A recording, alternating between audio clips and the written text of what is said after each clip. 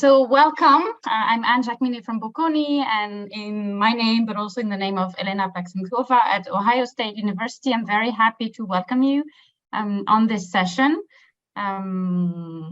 which is part, as you probably know, of a consortium organized by the research methods community of the SMS, aimed at doctoral students and junior faculty primarily.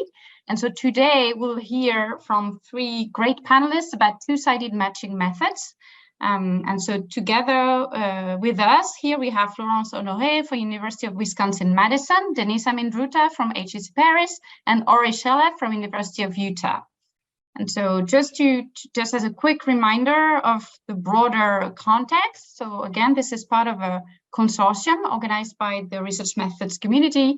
We had a first session on Monday on natural language processing and machine learning with Raj Choudhury from HBS, Ariana Marchetti from INSEAD, and Maciej Wojciechowicz from HEC. Today, again, two-sided matching methods, and tomorrow we'll have a session of formal models with Olivier Chatin from HEC, Rick McAdoo from Ohio State, and Claudio Panico from Bocconi. And so again, we're very happy to have you here today. The recordings of the sessions will be posted by the SMS on YouTube. Maybe Monday's session is already there. We'll also can share them on the circle of the research methods community. So you can also access it like this on the SMS circle. And again, you are very welcome today, and don't hesitate to join us tomorrow as well. And to register for tomorrow's session. And so what we'll do today is that we'll have first a panel. So our target is for that panel to last for an hour and 15 minutes. But clearly, our experts have very interesting insights that they want to share on the methods, and it's really important for us to hear what they have to say and to have a common discussion at the end to try and maybe compare together these methods, their respective benefits and so on. So objective 1 hour, 15 minutes, we'll try to stick to that, and then have a short break to assign you to breakout rooms. So some of you have emailed us about their preferences in terms of the breakout rooms. So we have all that information, and we'll take care of that. If you have not emailed us, but you'd like to continue the conversation in the breakout rooms, that's absolutely okay. And we'll also assign you to a breakout room directly. And so we'll start with Denisa, who will introduce two-sided matching, let's say more generally, and focus on the Fox method. Then we'll move to Orie, who will talk about the AKM method, and then Florence, who will talk about the Bayesian estimation method. And so I don't want to steal more time from our panelists, and so Denisa, I'll pass it over to you now. Thank you, Anne. Thank you for the invitation. It's really great to be here, and I'm very impressed by the number of people who are interested in two-sided matching. It means that we are getting closer to form a community, which is really exciting. And in general, I mean, all the topics that you and Elena and the method division have proposed are very interesting, and we are all thankful for doing this, for you doing this. So let me share my slides. I prepared a presentation. Yeah, while you do that, Denisa, I realized I did not do a very good job as in terms of instructing participants what we expect from them. So if you have questions, please post them in the chat, and our panelists will do their best to answer some of them while the presentation are going on. And then we'll also select the ones that seem to be like more salient in the discussions and bring them to the common discussion in the end. So please don't hesitate to post your questions in the chat, and we'll have the discussion after the three presentations. Yes, absolutely. I don't think I can monitor the chat while I do the presentation, but I'd be happy to take questions afterwards. So together with the other participants, we thought I'm going to give you a very, very brief introduction to matching. And because this is the SMS panel here, I thought I'll give you an idea of why do we care about two-sided matching. And then in order to do that, let me give you my big overview on the type of research that we think we do in strategy. And I'd say that some of the general themes of strategy research focus on what we call the treatment effect. Let me give you some examples. So we ask, to what extent can firm gain competitive advantage through alliances or human capital? How do CEO attributes influence firm choices and outcomes? What is the added value of a star employee, very talented employee, or someone with a high human capital to team or firm performance? Or how does mobility affect knowledge transfer across organizations?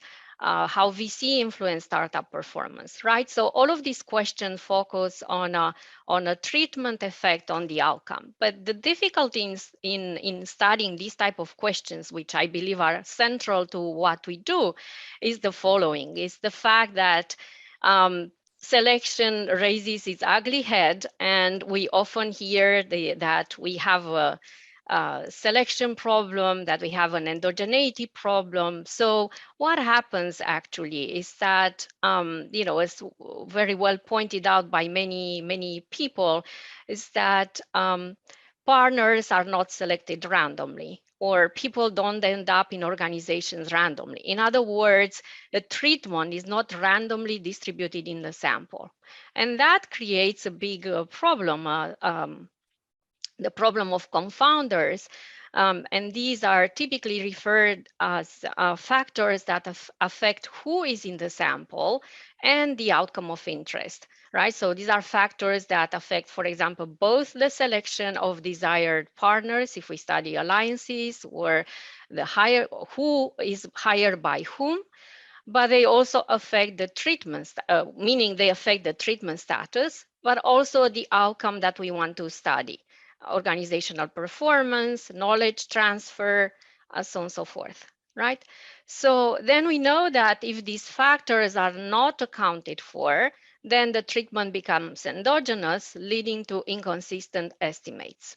Okay, so we all try to take into account these factors that affect both the treatment and the outcome. But sometimes, even if you include many observable characteristics, you may still not account very well for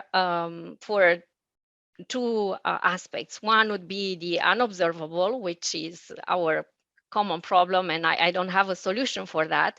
But also you may not affect for some of the factors that could be observed, and they are observable, but we just don't know that they are important until we understand, how this selection process takes place. And that's what I'm going to do today. And I'm going to claim the following, that in general, partnering decisions, and by partnering, I mean here not only alliances or VC funding. I'm just discussing a more general problem that includes also hiring, anything that is related to two economic agents having mutual preferences for who they deal with, who they transact with, right? So this is a general problem because typically these preferences for whom to transact with are related to the expected benefits from partnering for transacting, and they are also related to the attributes of the parties involved, right? So, and the other aspect is also that often in strategic context, we don't have an infinite supply of desirable transaction agents. And we say that all these partnering decisions are subject to market competition. So whenever we suspect mutual preferences of the economic agents involved in a transaction, and also market competition coming either from capacity constraints or from the rarity of the desirable transaction partners, we should suspect a matching process. I want to emphasize that the matching theory that I'm referring to here is not the one that we typically build through synthetic control statistical methods. No, this is I'm talking here about a theory of matching. So those of you who came to understand how we can do better propensity score matching or CM procedures, this is not the place to be. We are talking about a theory of matching that has a very strong foundation in many disciplines, in particularly in economics, and these matching processes have been traditionally studied in labor markets, merit markets. They are part of a problem of partnership formation more generally in situations such as college admission, placement of medical residents, which have been studied by Roth and Sotomayor. There are mature formal models on matching that accommodate many situations, meaning instances in which only one partner transacts to another one at one instance, right? So it's a one-to-one matching, so only one relationship can be formed. But they are also models that accommodate situation of many to one. So a school admits more medical residents or more students, or many to many matching, when more firms can transact with many alliance partners and the other way around. These matching models are of different sort. Some of them accommodate a situation in which agents that are involved exchange payments. Others are purely based on preferences and on the preference rankings. Some of the matching model accommodate situations in which matching occurs through a very clear set of rules. We call these centralized matching situations, or they occur through in decentralized markets, as you will see some examples today.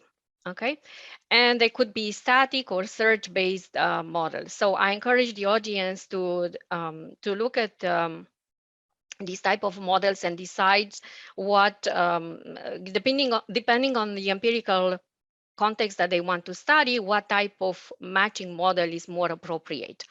Today, I'm going to focus on a static model that has allows agents to exchange payments, but it's very general in terms of the number of matches that can be done at the same time.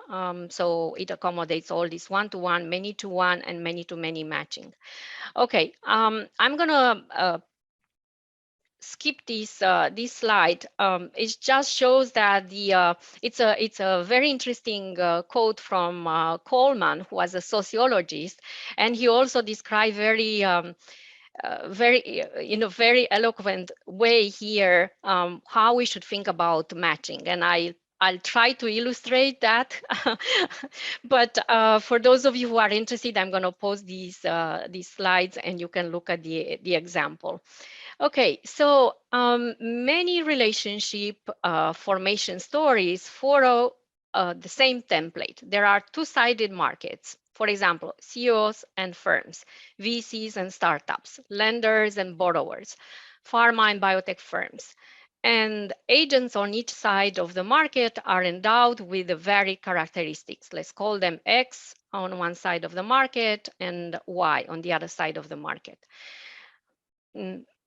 Another feature, as I mentioned before, is that agents on each side of the market are in competition for partnering with their preferred agents on the other side. And what we are interested in is how attributes of agents in a partnership combine into a joint output, right? So we typically refer to these situations in strategy research as drivers of value creation. So what we want to understand, how the set of attributes of agents lead to more value creation, right? So value creation would be a function of combination of xi and yj. What's complicated here? Well, there are two patterns that can occur in the market. If the attributes X and Y are complementary, then we're going to observe positive assortative matching. All other attributes being accounted for. If we look at the CEO and firm situation, in which CEOs decide which firms to join and firms decide which CEOs to hire, and if we believe that the talent of the CEO is complementary to firm size, meaning that the better the CEO human capital or talent, the higher the returns of that CEO to match with a larger firm. And the other way around, the larger the firm, the higher the returns for that firm to hire a CEO. So this is the typical way in which we describe a complementary relationship. Then we're going to see this positive assortative matching, meaning that most talented or prestigious CEOs will match with largest firms, and so on and so forth down the line. If the attributes are substitutes, then we're going to see negative assortative matching.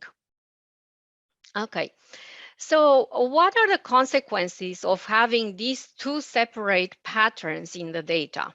One being either positive assortative matching or a negative assortative matching. Or, if agents, which more often have multiple attributes that matter in the matching process. So what in the multidimensional matching, we cannot easily characterize this sorting, but we know the sorting patterns exist. What can we infer from just observing the realized matches? So that's the question that we have, because often we observe alliances that have been formed, we observe hiring decisions, we observe funding decisions in the context of VCs and startups. So what can we infer from just observing these realized matches if we know if we have strong theoretical reasons to believe that these relationships have occurred because there was a matching process behind that? So the complication is that the discrete choice models are very difficult to apply in this context because they fail to estimate correctly the drivers of value creation. So together with Maka Moin and Rajali Agarwal, we have a paper in SMJ in 2016. And that paper explains in detail why discrete choice models fail to estimate these drivers of value creation. But in particular, I want to draw attention to the fact that discrete choice sets should be different across firms and individuals, given other firms and individuals' decisions, so given other agents' decisions. And in general, these models predict the probability of a partnering or hiring event to occur, so a single event to occur, while we actually need to focus on is the probability of an entire, let's say, matching market configuration, meaning the set of all hiring events or all alliances that have formed to occur. Right, so in the matching context, it's wrong to focus on just one single decision, given these partnership constraints that I mentioned before. So one way to deal with this issue is to apply Jeremy Fox's maximum score estimator. So I want to say that it's not Fox's method. I think we should refer to it as a maximum score estimator.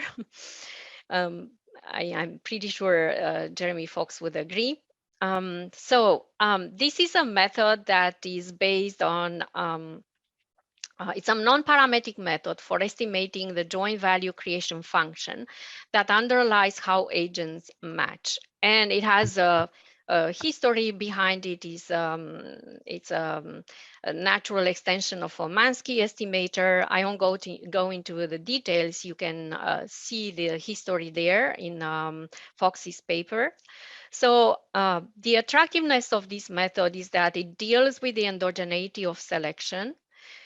Although it estimates the joint value creation function, it does not require data on match performance. In other words, we can just work with data on alliance formation, hiring, and we don't need to know the outcome of alliances, or we don't need to know the outcome of the hiring process or the outcome of a funding event, because everything we're going to do with this method is to infer the joint value creation function from the observed matches.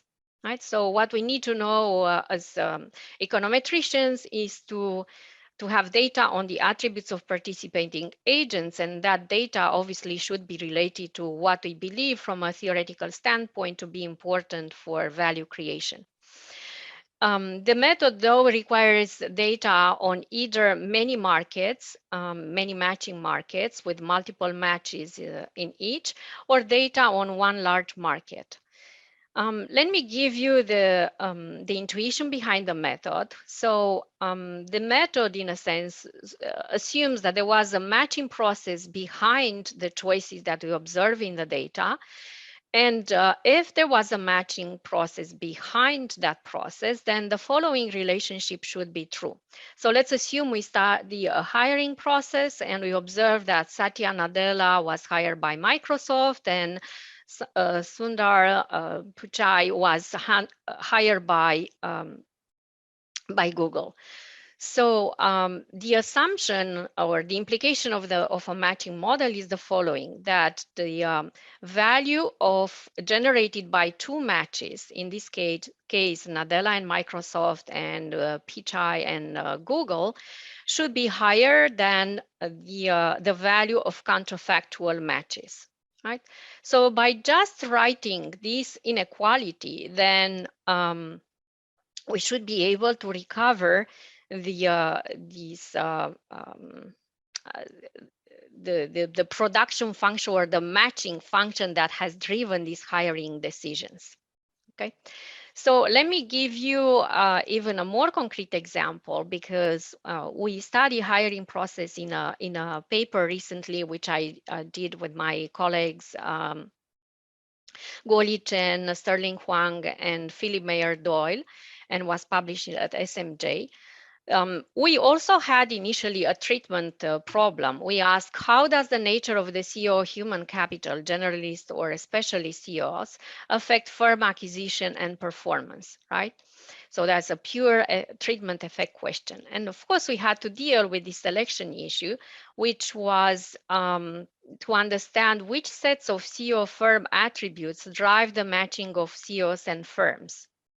And in particular, we are interested on to understand what firm level attributes are complementary to the generalist CEO dimension. So what did we do? We first specified this production function, matching production function. So here, what you observe is that we have only interaction of attributes on in which we have sets of attributes on the firm size and on the CEO size. Okay, you recognize some of the relationships here that are very well known, that CEO prestige should be complementary to firm size. But then we also ask a number of other questions on who would generally CEO prefer to work with, in which type of firm, and what type of firm would be more likely to hire a generalist CEO. So we specify this production function, which describes the matching equation. There are some typical conditions here on the fact that the fixed effects should not be correlated with the error term, but we are not imposing any distribution on the error term, which is interesting. Observe also that we don't know the performance of the CEO firm match, because matching is driven entirely by the interaction between the attributes of the partners. So what we want to estimate are these coefficients that describe whether there's a complementary relationship or a substitution relationship between these attributes, okay, value creation sets. So what did we do? We look at S&P 1500 index. All firms observe during a long time period. We observe 775 hiring events.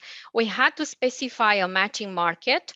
And we assume that a matching market is comprised of all hiring events taking place in an industry year.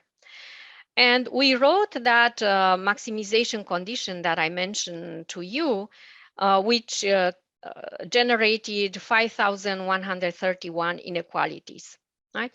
And then what we did, we wanted to obtain this coefficient by saying, which values of these attributes will lead to the highest number of inequalities being true in the data.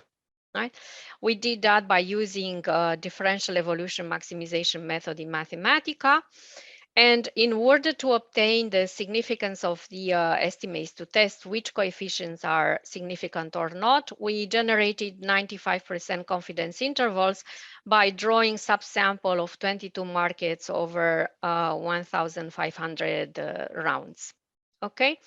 These are the coefficients. I won't comment on the results. The most important relationship is that generalist CEOs tend to match with generalist boards.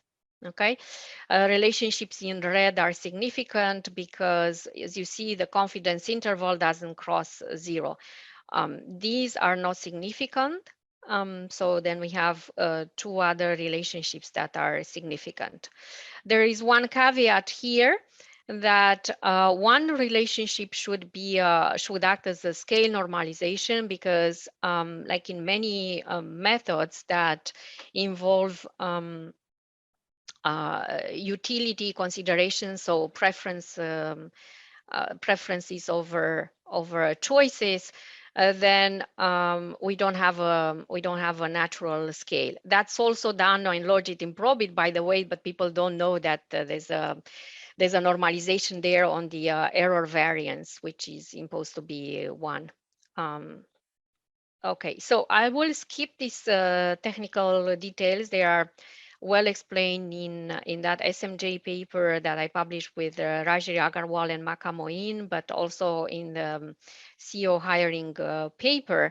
So what I would like you to understand from here is that we are only estimating whether a complementary relationship is significant. And of course, we are also estimating whether a substitution relationship is significant. But that's what we do in this approach to matching, because what we want to understand are the drivers of a value creation function. Additional application, I just listed a few of them here. So I also look at university industry collaborations, alliances. There's another companion paper. I mean, not companion, it's because I didn't write it, but there's people who have also looked at university industry collaborations and also using Fox's method. And they have very interesting results. In the context of buyers and suppliers, you have other applications here. Banks and firms in the loan market, athletes and sport teams, bank acquisitions, and executive team hiring, right? Florence will talk about VCs and startup estimators, and she also has I mean, that's a paper by a classic paper by Sorensen, but she applied it, for example, in the entrepreneurial firms acquisition of talent recently in a paper. So she's going to talk more about that. It's a different type of estimator. It's also about matching. Okay, in practical terms, what can you do in order to learn about these methods? And in particular, if you want to understand what why you should care about matching and how we can employ this maximum score estimator, I strongly encourage you to read the paper we published, because we put a lot of effort in explaining why matching estimators are different from discrete choice models such as Logit and Probit. And we also applied it into a context that is very familiar to many of you doing research in strategy. Fox's papers, of course, have to be read. They are more technical, and in our paper we try to make the translation of the technical aspects into concrete steps that anyone can take. If you want to use Mathematica requires a paid license, which is not always available to people, but it's a very good software. You should go to Jeremy Fox's webpage and download the package from there. I'm very happy to say that recently I work with very talented programmers, Theodore Kronis and Panagis Mavrokefalos, who have work on translating the Mathematica version in R. So I'm really excited about this, because I think this will allow more people to employ the method. It is still in a beta version. Actually, the first time I mentioned that it is available. We are waiting for Jeremy to test it, and I hope several of you will dare to look at the documentation. So the only thing you need to do is to prepare your data. You can prepare it in Stata or in R or in any other software. What you need to do is to create all pairwise combinations of agents. I call them upstream and downstream. And sorry, I'm introducing a new terminology, because just to distinguish between the two sides of the market, and that's also the terminology that Jeremy Fox is using. Right, so you need to create all pairwise combinations of agents, including those who have matched and those who did not match, right? So Nadella working for Google, for example. Main takeaways, two-sided matching models can better capture fundamental behavioral assumptions in partnership formation, mutual preferences, competition for better partners or for desirable partners, and the sorting that occurs in the market. In order to account for these behavioral characteristics, we need suitable econometric methods to model and make empirical inferences that then we can use in our papers. So, my advice would be, don't let selection raise its ugly head. It's better to embrace selection than to control for it, which we are typically trying to do. And in lieu of a conclusion, I'm going to claim that matching is prevalent in many interactions among business actors. When you suspect selection, think also about matching, two-sided decision, competition for partners. I'm also going to claim that there are so many applications in business, and I think we should move away from just studying marriages or bank loans, and these are the typical phenomena that disciplines such as economics have been studying. We have a field where two-sided matching are very, very important, and there's room for empirical contributions. And my last caveat is that learning econometric tools is important, but when you have to deal with two-sided matching, you have to remember that it's very important to understand the theoretical fundamentals behind how the data arrive in your laptop. What happened in that empirical context that you ended up with a matching situation. Thank you so much, Denisa. So we are a bit over time, but that was really, really super interesting, insightful throughout. And thank you for the exclusive information on the R package. Yeah, thank you, Anne. I was waiting for you to tell me that I'm over time. Since you didn't do it, I kept going. So it was still so interesting that I felt like, no, I can't stop her now. Well, thank you. You are too generous. And see to Orie, just to not waste more time. Thank you so much, Denisa. All right, so I'm going to, I think, as sort of, Denisa was charged with giving us a little bit of a headwind, so hopefully we'll be a little bit more focused. And I'm gonna talk to you about AKM style matching. And what I want us to sort of think about is this is a little bit of a less structural approach than the ones that Denisa and Florence are going to talk to, but we're still interested in. We'll do that. We're still interested in the same questions, right? Which is we want to know which matches form and their outcomes, right? And the Abad Karmaz Margolis start was this idea that we can use people who switch matches to figure out what is each party bringing to the table, right? We want to decompose the outcome of the match into its components, right? So we're going to use this switching and examine that, and then once we've figured out what are the workers bringing, for example, as we'll see in their classic example was workers and firms' contribution to wages. What is, say, workers bringing to wages and what are firms bringing to wages, and then we can then study the matches and what's going to do that. So I think just to sort of have a canonical example in your head, I want you to sort of think about, we'll use the classic one of workers example, the wage that a particular worker gets a particular firm depends both on the worker and on the firm. And the idea behind the ACAM method is that we can use workers who switch firms to figure out which firms pay more, holding fixed the worker.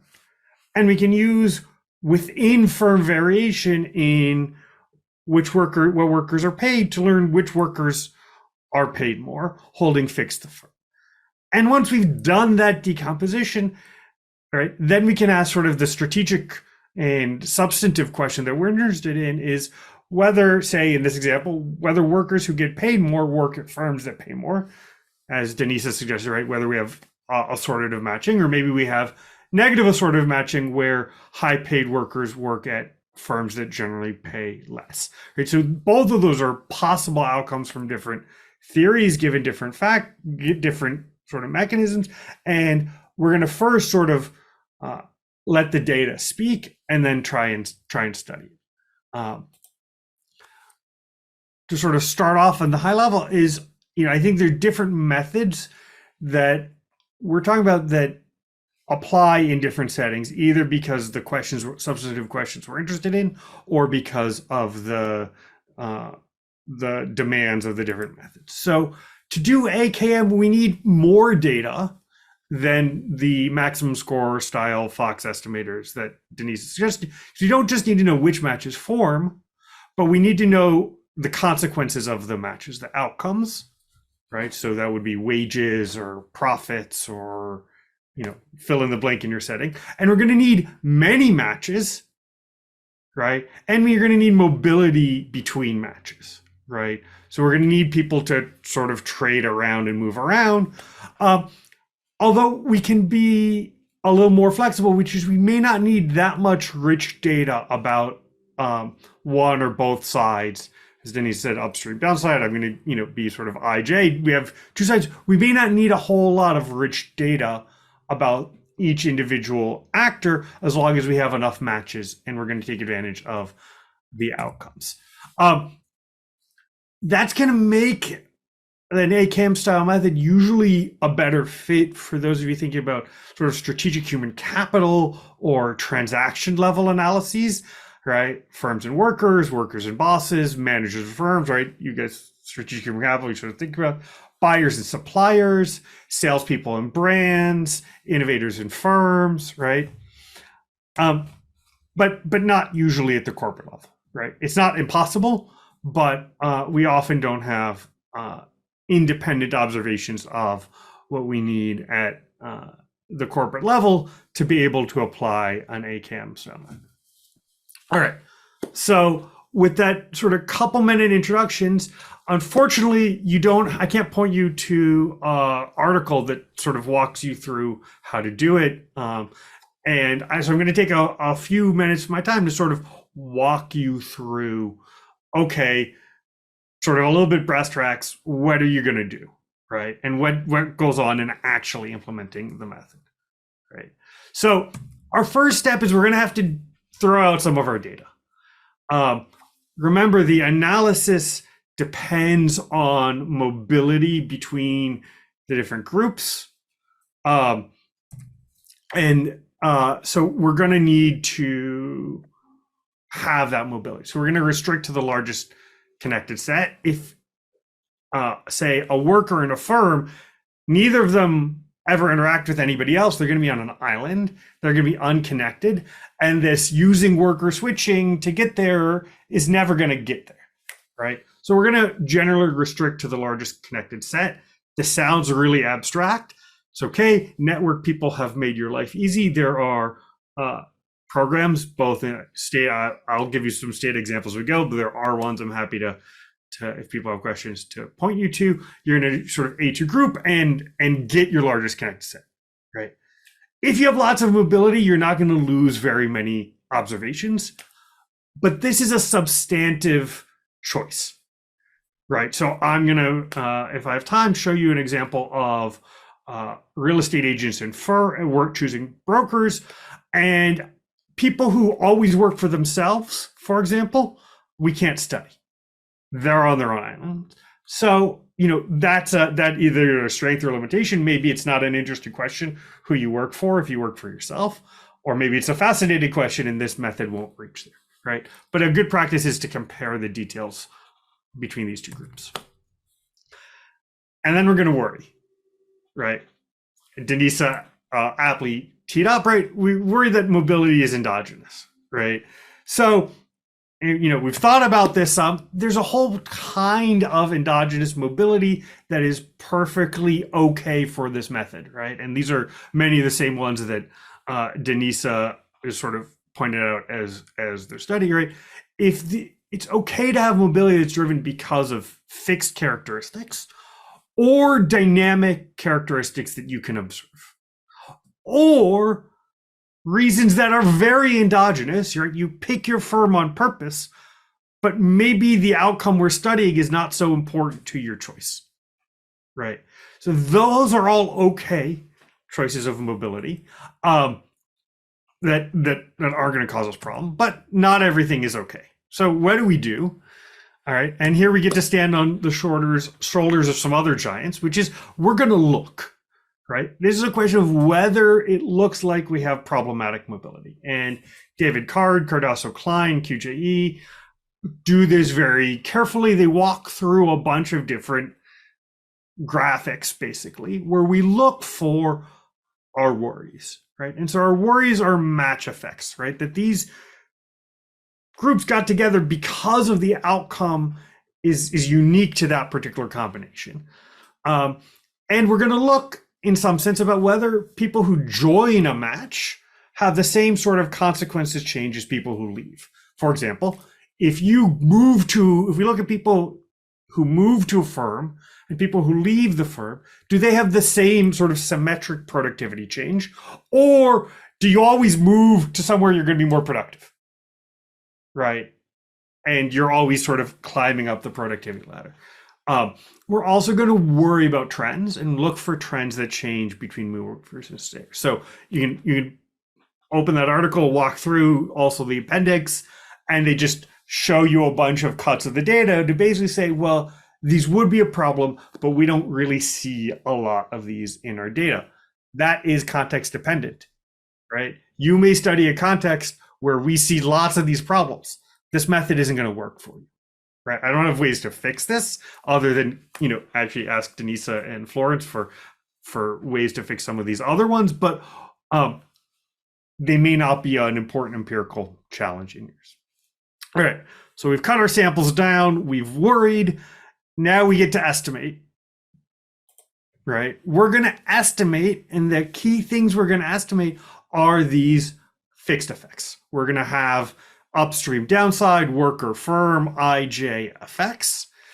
And we're going to decompose this outcome. This is the wages or productivity or prices or transaction characteristics that we're studying. That's the outcome of the match. And we're going to decompose it and understand the independent contribution of each of our sides, right? this is, again, one of those other places where you're making an assumption about how it is that these combine. This sort of log additive fits a lot of different stories, so that's a really good default. But you can also compare to alternatives, whether we really do have complements or substitutes here or something else more complicated. Right? And then we're going to fit the model, right? This ends up being a linear regression, which is very high dimensional fixed effects. So don't wait forever. Take advantage of computer science advantages in how to estimate high dimensional fixed effects like A2reg or a whole bunch of others, right? And we're going to estimate these fixed effects of what is the contribution of each worker to their wage, what's the contribution of each firm to their wage. And then we're going to save them, because that's really the thing we're off to study, right? We're trying to study matching, so we're trying to study how these connect one another, right? We want to use these estimated fixed effects to say, study whether these are positively correlated, and we have a sort of matching. Unfortunately, we hit another problem. Each of these things we're studying are estimated with error. That's not its own problem. Error is correlated between our things, and so we are going to get a biased correlation if we just compare the correlation between these estimated fixed effects. It sounds super complicated at this level, but it's actually not. If I overestimate how much a firm contribution to wages is, I underestimate the worker effects in wages of exactly the workers who work at that firm. So if I overestimate one, I underestimate the other. And so I'm going to push these two apart. It's going to look more negative than it really is. All right. So now we get to do it better. Let's try that again. Let's study matching better. So first of all, this is an empirical challenge that goes away if we have a ton of mobility. This is for those of you who have like census level, population level data. You probably have enough mobility to not worry about this too much, right? But fun, interesting strategy questions are often not answered in those types of data sets. So we got to be better, right? So we can correlate with something else we observe, right? So we correlate one of these fixed effects with something we observe about the other side. So we can regress the firm wage effect on a worker's education and figure out whether more educated workers work at firms that pay more or less, or experience. Those are related, but not quite the same question that we started, right? That avoids this problem because we don't have this correlated error. Or we can go one step further, is we can use an instrumental variable approach to sort of fix this measurement error. We're going to regress the firm effect of, say, a firm effect on a worker effect, but we're going to use an instrument for the worker effect, like more educated workers get paid more. And that's going to give us some nice scaling and really focused on our question, right, of whether these two things go together. But it's one more step. There are also explicit correction methods that are potentially computationally difficult to calculate and make some statistical assumptions. So those all also work. And then there's some other sort of advances that we can look up and do this that either first add standard errors and try to adjust the estimation. All right, so let's think about this in practice. I'm going to jump way ahead into a substance of whether more productive workers are at brokerage firms that make them more productive. And when we do this in a paper with Amy Nguyen, we find that, in fact, more productive workers are at firms that are less productive, right? And you sort of do the simple correlation of the fixed effects, you get that. And then I told you, wait, we got to do this better. So we get a bias corrected correlation that still is downward sloping. Better, more able workers at less productive firms. We can do some work there. All right. And then we can go farther into sort of strategically interesting questions, which is you can actually split this up and say that contracts are really the drivers of what's doing that. We actually have within contract types that firms offer more able workers working at better firms. And if you do this on the other type of contract, we also have, again, more able workers working at better firms. So that orange line, the colors are switched on that for a second. Apologies there. But by taking this analysis we did about which fixed effects go where, we actually get better workers at better firms within contract. But the contracts are driving better workers to firms with a contract they like, even though that is a less productive firm. So we can try to understand this matching problem. So let me sort of go up to the high level, right? We're gonna, again, estimate unobserved types using this mobility without too much structure on exactly how the matches forms. We're gonna worry about it as an empirical challenge, right? We're gonna use really rich data because we need not just which matches form, but the outcomes of matches and like a lot of mobility. And we're sort of going to assume and check some of our remaining empirical concerns and then get to estimate and studying the matching when we're all done. All right. I'm going to stop there and we can go learn some more. Wonderful, thank you, and thank you for great time management. So now we'll just move to Florence, and then we'll have the common discussion. Okay, let me put it in presenter mode. Is that good or not? Notes. We have the notes. Okay. So let me okay, is it good? Yes, perfect. Okay, great. So welcome everyone. Good morning or good afternoon. So we are still talking about two-sided matching model, but this is going to be a little bit of a different approach. I'm going to use examples from my 2 papers published in the SMJ using different contexts. Want to say thank you to my co-author here too. So with Christina Nister, Darcy Fetch-Kamal, and Martin Gangpo. But let me get into it here.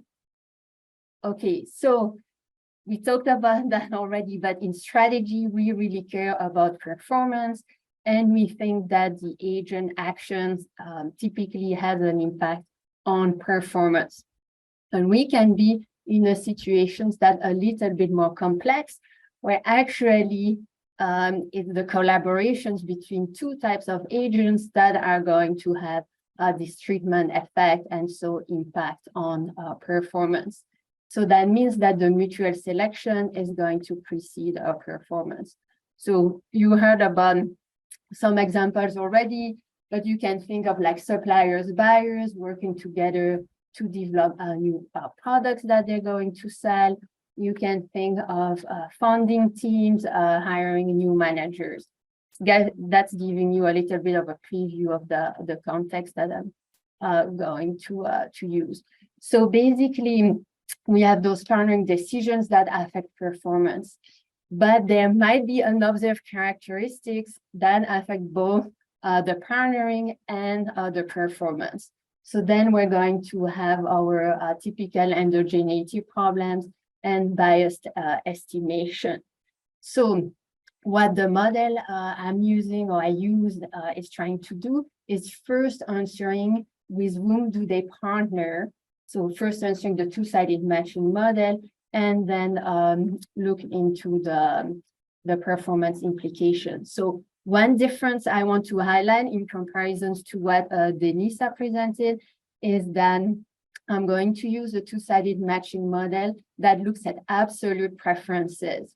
So the characteristics of one side doesn't matter in their decision of working with the other side.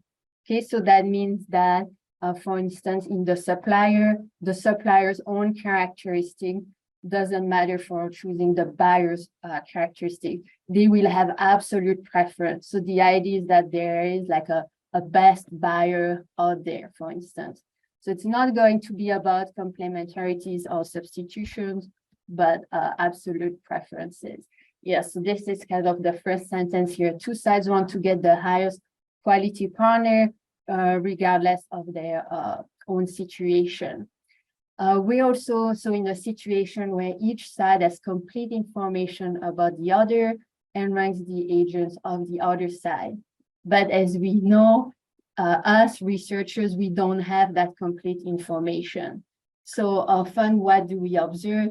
We can observe the realized matches, the outcome or the performance, and some of the agent's characteristics. So we need to estimate and figure out what's the bias that comes from that unobserved information. So how is the model that I'm using going to solve that? It's basically observing observed matches and outcomes across multiple markets that have different agents, but agents with similar characteristics. So what the idea is that I see, so buyers, suppliers in one market, then I see different but similar in terms of observed characteristics, buyers, suppliers in another market, but I see that the outcomes that they get are like really different. So it means that there is this unobserved that I have to take into account in my estimation. Okay, so here kind of in terms of graphic, and let me use like one of the contexts. So in the thoroughbred industry, we have sire, the male horse that's going to be matched with dam, so the female horse. So you see the two distinct sides. It's a case of one to many. So that means that one sire can match with different dams, but one dam can only match with one sire. And I need several markets to then run my estimation. So here, for instance, you have market 1, market 2, 3, 4, 5. So I want to get a little bit more in the assumptions because I think those are really important. You need to understand the features of your context. Then you have to understand the key assumptions of the model and see if there is a good match. So you can think of assumptions, maybe they are a little bit like the limitations of the models, but I'll get back to that at the end. So, I mean, as you know by now, it's two distinct sides that mean in a matching market.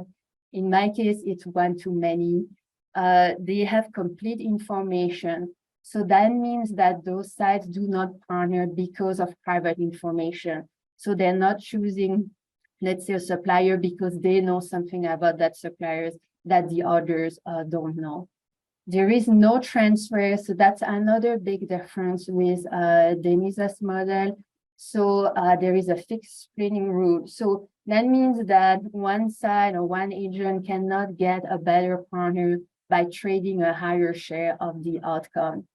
Okay, so what's produced at the end, the outcome is always split according to the same rule between the two sides.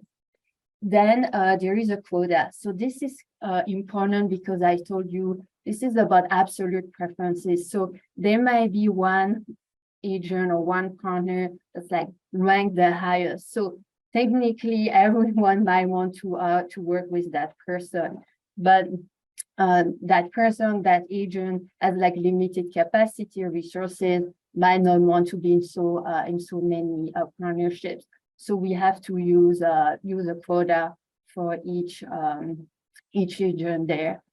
Then there are also assumptions that relate more to the estimation. So one is that the market clears, so every agent gets matched. So, and I mean, practically that happens also because you start with the realized matches.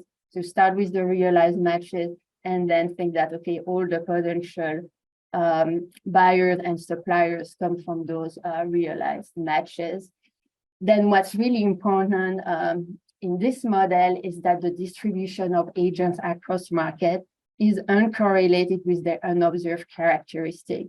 Remember, I'm going to use, so the across market estimation. Now, if there was like a very specific selection based on characteristics that I don't observe in some markets, that would be a big problem. It would not solve then the endogeneity issue.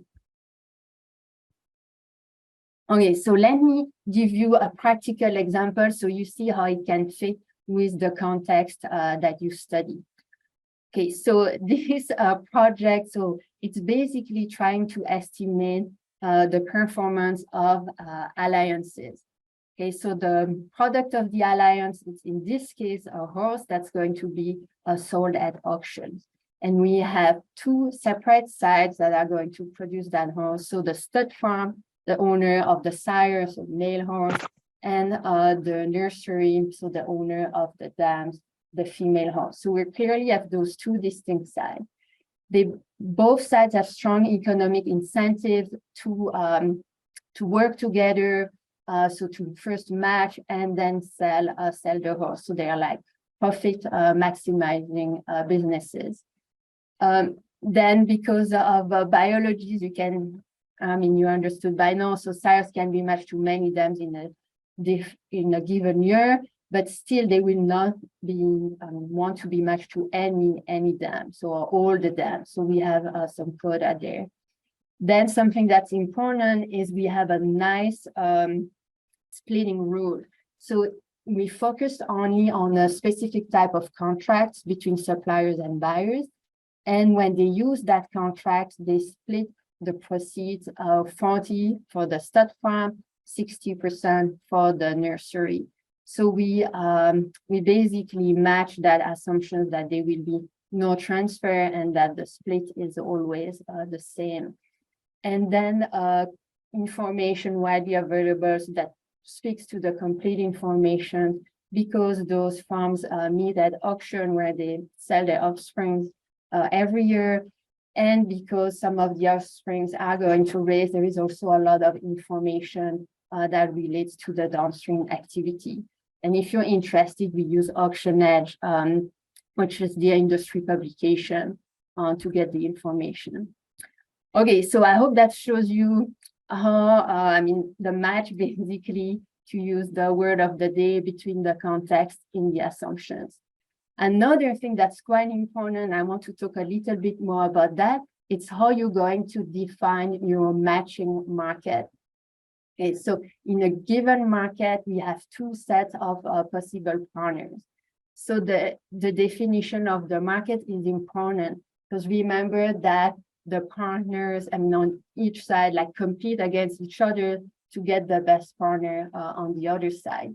And in the specific estimation I use, there is also this comparison across markets. So basically, in your setting, is there like an obvious market? So with my two projects, I was in two different situations. So in the thoroughbred industry, there is like an obvious market. So why? Because the industry works on an annual basis with basically the pregnancy of the dam, and the breeders usually choose a nearby auction, so an auction house, to sell their foals or offspring. So here there is clearly a year auction market. In the other project, looking at funding teams, choosing managers, that's the labor market. So people look for jobs all the time. So you have to make kind of an additional assumptions that those managers who are willing to work for a startup know basically that they're going to look for jobs in a certain state, year, and certain industry.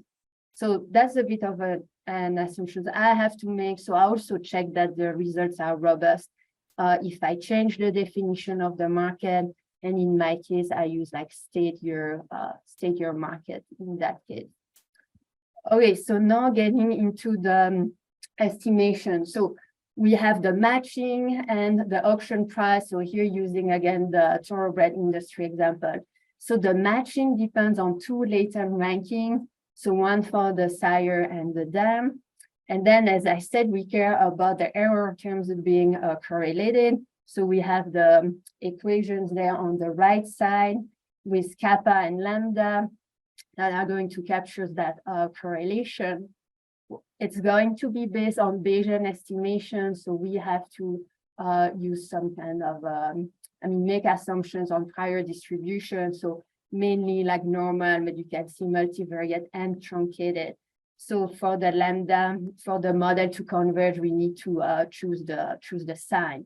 We're going to start with an non-formative prior, so 0 of mean variance of 10, and so we see with the model converging how the values are being refined.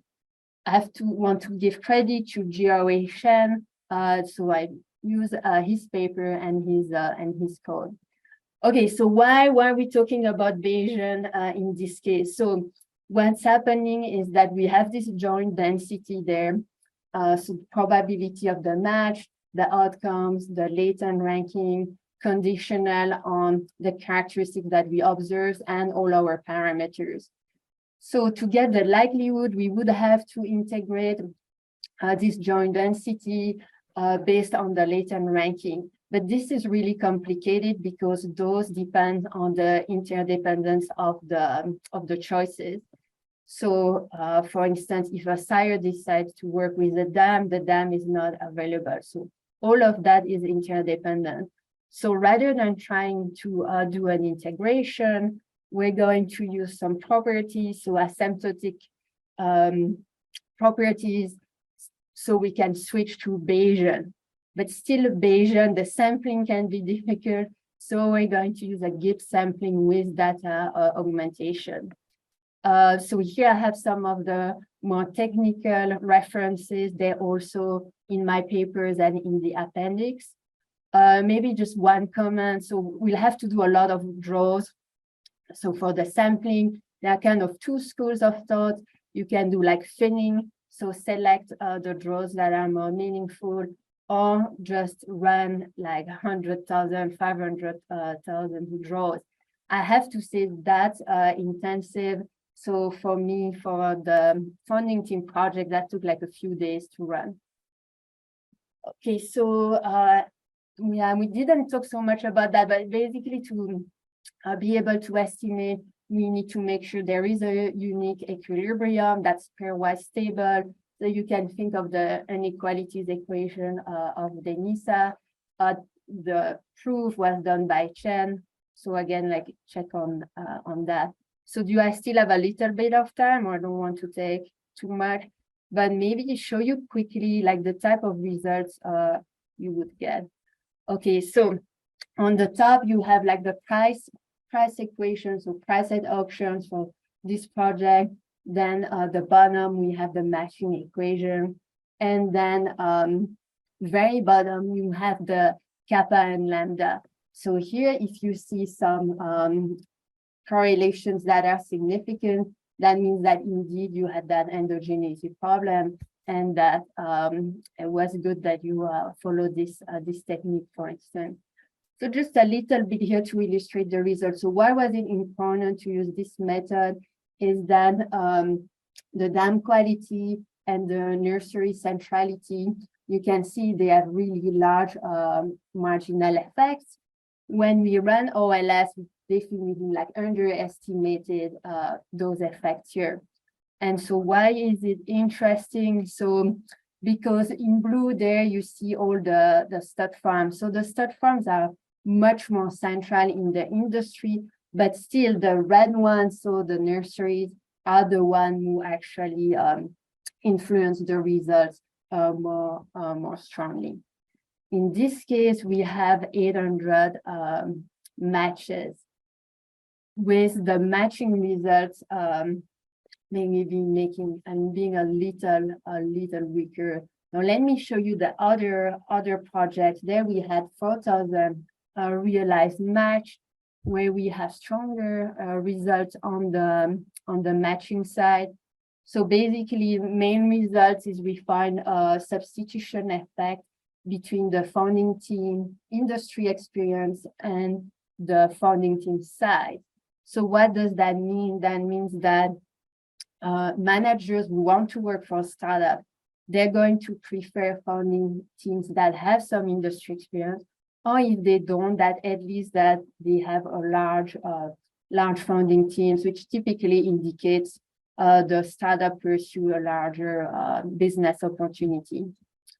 Okay, so now on the employee side, we see that it's important that they have some industry experience. They don't need to have the largest number of years there. Then second point, for the performance, we were interested in the manager's earnings. So you can see it's quite driven by the manager's characteristics, also by the founding team's prior earnings. But again, what I want to emphasize here, you look at the bottom, so you see the kappa and lambda, they're quite, quite significant and large. So again, suggesting we indeed have that correlation, it's important to use a model as such. So kind of general conclusions, all models that we use, even OLS, 2SLS, are going to have some strong assumptions. Now here I show you some cases where indeed there was correlations between the matching and the performance. So it's important to use a model that can take that into consideration. I hope I also illustrated the match between the assumptions and the context. So think about that in your research. Now, I have to say the two-sided matching model field in general, so beyond strategy, is quite dynamic. There's a lot of new models being written.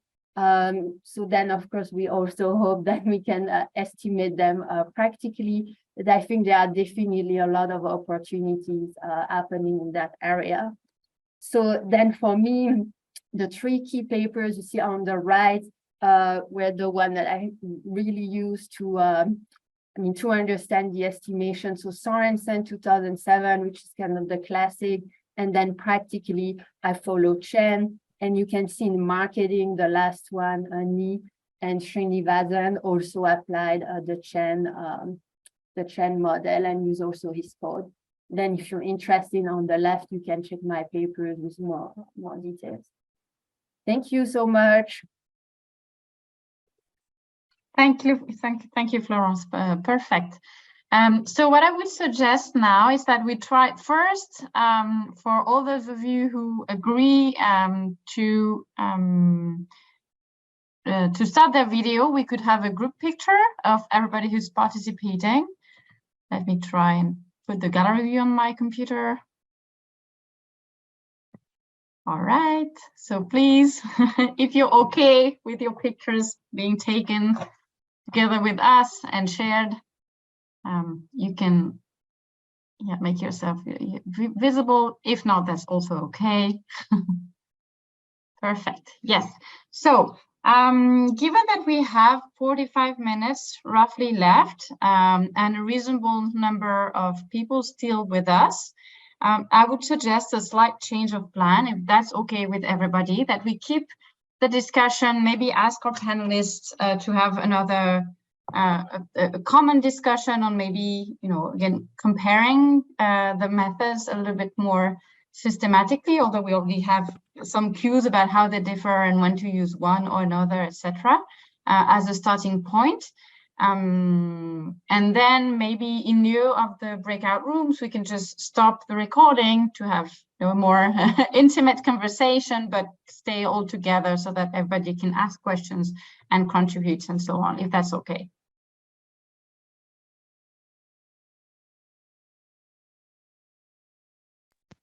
Yes, that's okay. Breaking the silence. Yeah, I mean, I wonder if folks have questions that they're comfortable sharing. I think we always learn from each other's questions. So if you don't mind sharing before we turn off the recording, if you have a question about how these work, because I think some of what fits is going to be data or context specific. So I'm not sure there's great abstract answers.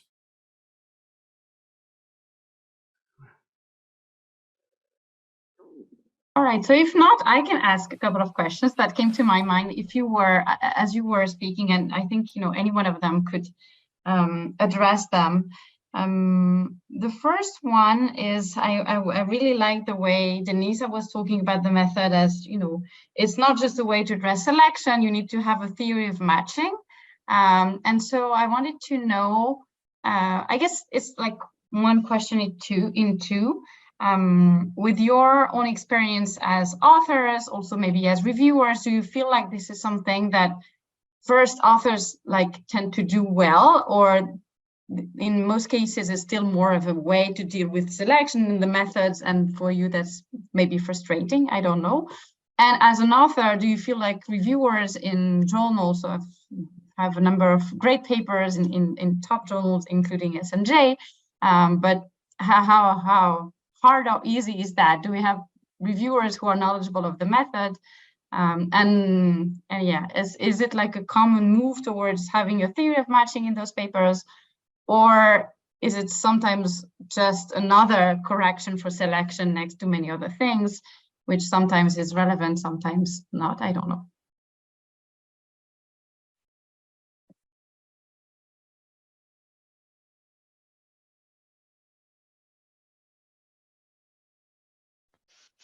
That's a great question, Anne. I think as a field, we haven't really integrated so much these ideas of complementarity and substitution.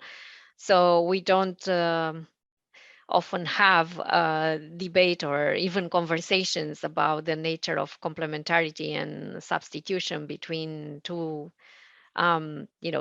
transacting parties, even though, goes back to Milgram and Roberts, and even though these are important concepts. So, but I think like if we embrace this and we are, and once it becomes more accepted to talk in terms of complementarity and substitutability, then I think we can move forward and discuss other things. So just to give credit and make a connection that maybe is more, it's easier to understand by the participants. So yes, we do talk about homophily and heterophily so I think like the idea of homophily can be understood and has been discussed a lot. So these positive assortative matching is similar, but the underlying explanation is different because it's triggered by complementarity. While homophily would be simply very similar preferences that lead to the likes, people, similar types to form relationships. So I think that's a potential there to talk about sorting patterns in the data and to be able to compare different theories, some coming from sociology, others from econ in terms of complementarity and substitution. Then once we do that, I think we can move one step ahead, because if we understand what these matching drivers are, we can actually generate like strategic advice. We can think about different scenarios. Like once we know how agents match, then we can understand, for example, for a firm that wants to match better, what it should invest on, or in order to have better partners or to hire better people, what the people can do to to exploit this the hiring market better. So what attributes should they invest on? So we can move on to strategic advice there, or we can discuss counterfactuals, like what if scenarios in terms of like, what if the market would have been larger or smaller? What if there's a shock in the market? What if we ban some participants from being part of the transaction? How would that change who you're going to match with? So I think there are many theoretical question and interesting question from a strategy standpoint. But unfortunately, these methods being difficult to understand, I think we are not there yet, just because it's this barrier to understanding. And the more people understand the method, I think the higher the payoff in answering more interesting theoretical questions. And the last thing I want to say, because I'm a little bit, it's based on my experience. I don't want to write another matching paper that looks at complementarity. I mean, I would like, reviewers to understand that there's a mutual selection there and to move on and do other things in a paper, because we shouldn't rewrite these assumptions about two-sided matching and so on and so forth. And I saw some questions in the chat, but I'm going to let Orie respond. I was just gonna quickly add. I heard sort of a practical question of like, hey, if I'm writing a paper, where do I fit? How do I do the theory balance, right? And all of these methods take matching theory as central. So, but that doesn't mean you have to break new abstract theoretical matching grounds. So I think, all of these methods are somewhat generic. They make some sort of specific assumptions, but they don't say what it is that is important for actors to match together. They say there are things, and that's going to be a sort of strategic theory level question about, like relatedness or distance or incentives or a bunch of these things that are not in, say, Fox matching explicitly, right? The model isn't about that. It's much more generic that we can gain from trades, right? And so I would encourage people not to write new maximum score estimator theory, but I would encourage people to think about the strategic problem they're focused on, and that they map their, if you will, strategic theory to their implementation of their empirical approach, right? So I think like you don't need to go and innovate on Fox. You need to figure out how to answer an interesting strategic theoretical matching question using one of these methods.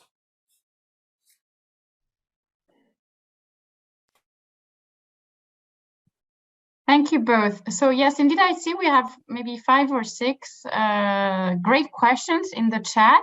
And so I don't know if you've already spotted some that you would like to answer in priority, but I think many of these are super relevant. So I have a hard time deciding which one we should go with first. I can talk about the one about like the counterfactual, because I think that's something that comes up a lot when we study labor market.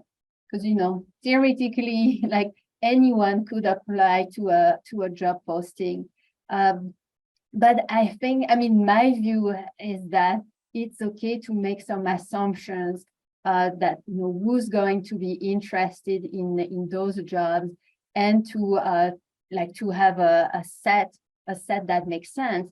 Now, if someone is not comfortable with that, there's still the alternative to use really well-defined context, like for instance, sports. So, the NBA teams match with the free agents.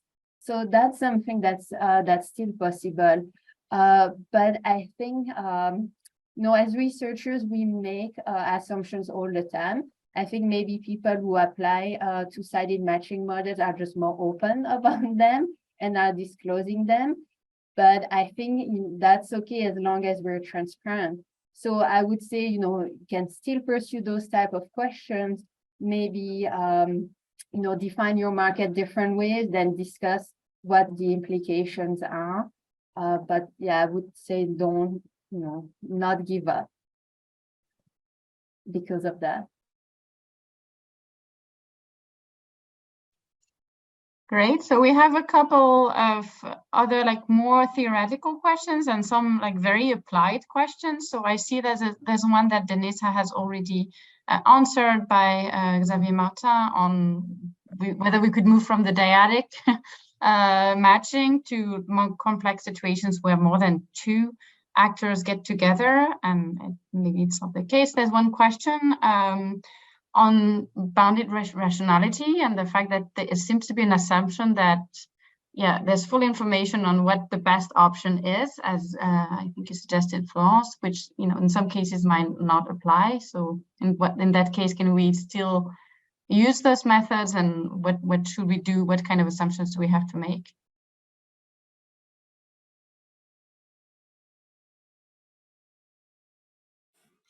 Maybe I was just going to give the sort of high level is if we're studying if our data is the choices we see, then we can learn about the choice making process.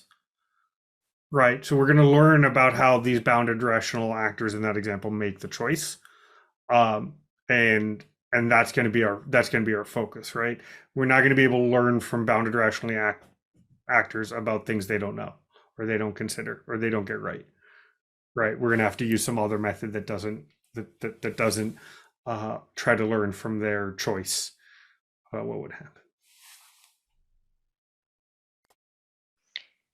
There's a question, so I'm going to go into the order in which the questions have been asked. So Alexander asked, what is the sample size which will allow using each method to discuss today? So in the maximum score estimator, you need either a number of matching markets, so the more the better. There are some simulation in Fox's paper, early paper. I would have to remember now exactly what he said, but at least, you know, beyond less than 10 markets is, I don't think it's ideal, because, you know, the consistency is in the obtaining the number of markets. So the more markets, the better. But then also inside each market, you need a number of matches, and that's going to be also dictated by the number of variables you have. So think about this in terms of degree of freedom. You can't have too many variables if you have very few matches within each market. The other assumption or the other possibility would be to have like a large market. So yeah, my advice would be to go and look at Fox's method and be aware of the biases that can be introduced when you have very few markets. So I cannot say there's a really a magic number there, but you need to have observations, either to do inference based on matching markets or on the number of agents in a large market. Orie and all of. Yeah, I mean, I would agree with that. Based on my personal experience, I think the convergence was a little bit better in the my paper that had like 4,000 match like across no, I don't remember the exact, but it was like close to 100. I think it was close to 100 markets. So yeah, there is no like clear number, but I think probably the more the better. You just have to be a little bit more patient with the convergence, the sampling, and I mean in my case. Yeah, I don't also have a straightforward, how when does the central limit theory kick in? Like, we don't have clear numbers, but I do think for AKM style, you need multiple movers per side, and 2 is probably not enough on average, right? So I think there are people who try to use it on very sparse data sets where, say, like CEOs, and you just don't have enough CEOs per firm moving around in a time window to really get good data. So I mean, I think the more the better. Is sort of the not so simple answer, but you need many the real kick is going to be how many movers from side A relative to side B. Alicia asked a question, which method would be more appropriate for a context in which we know only the realized matches of who was hired.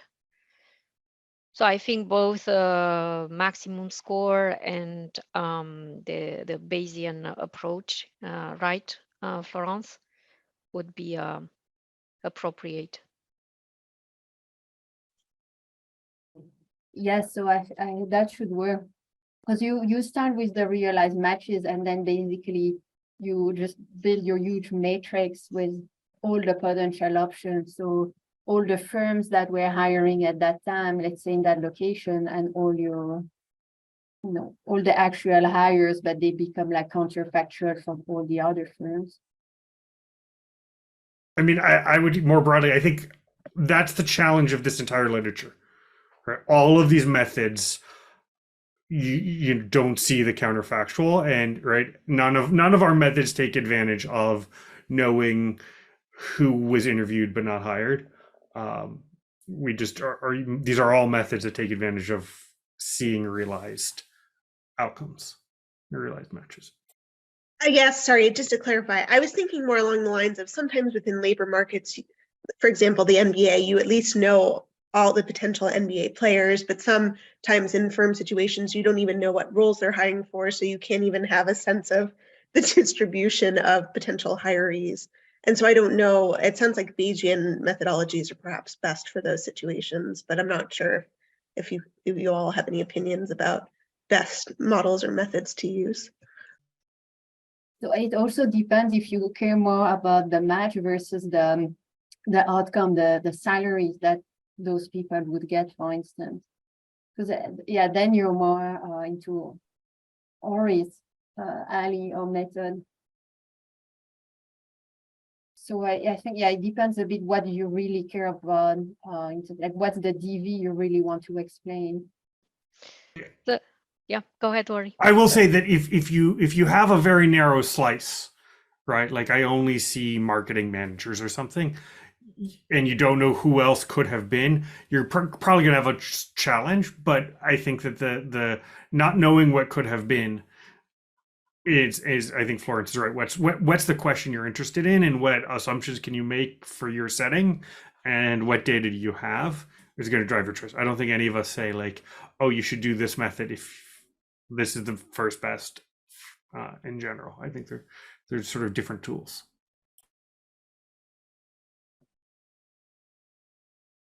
I think there are maybe two more questions that haven't been addressed in the chat. One from Alexander, whether there are simulations that look at the extent to which matching methods may correct for endogeneity. And the other one from Shaiwei is, oops, sorry, I lost it. Is about, I guess, combined sources of endogeneity, the fact that selection of the partner may also be part of a strategy of anticipated outcomes from the match, if I read it correctly, but maybe I did not, so please don't hesitate to go to the actual comment and read it. Yeah, I was gonna answer that question. The last one you mentioned, and so on the first one, there are some simulations. I mean, indirectly talking about the endogeneity and correction issues. So, for example, our paper that I mentioned in a paper I done with Raji Agarwal and Makamoin in the SMJ special issue on methods, we went through showing some simulations on how matching methods differ from discrete choice model, and you're going to see there that how discrete choice model fail in a matching context to even predict the probability of a choice to happen. So the number of correctly predicted outcomes was very poor. It doesn't necessarily talk about the endogeneity issue, but I think Florence, some of the sources that Florence mentioned, they really explain, they take that endogeneity problem for granted. So if you look at Sorensen 2007 paper on VC and startup selection, that's precisely about endogeneity. And if I remember correctly, Florence, he measures the magnitude of through which the selection influences the outcome. So if someone would not have corrected for that selection problem, then which is the endogeneity problem, you know, the outcome would have been underestimated or overestimated. But you know, we don't even have to go through simulations to some extent. I'd like to say is that now that we understand from a theoretical point that there could be endogeneity a problem, we could you know, we don't necessarily need simulations, because simulation also they're going to have their own assumptions when we do them. So it's just important to recognize ex ante what type of issue we are facing. And then the other question that was asked here about the strategic anticipation, I think that's very interesting. So there are two answers here. One would be, you know, how do you model that matching function to take into account these strategic issues? So anticipate the rival's reaction.